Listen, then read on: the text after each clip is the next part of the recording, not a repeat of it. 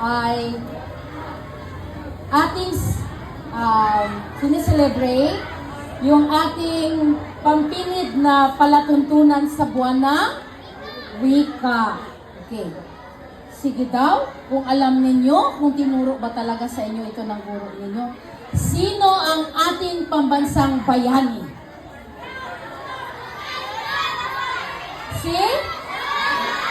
Si Dr. Jose Rizal. Sige nga, ano naman yung pambansang dahon natin? Ay, bright time grade 1 ni Ma'am Gloria, anahaw. Yung pambansang hayop. Hindi ba, ano? Kalabaw? Hindi ba ahas? Ay po. Kasi, sabi nila ngayong panahon, ang dami daw ahas. So, kalabaw. Okay. So,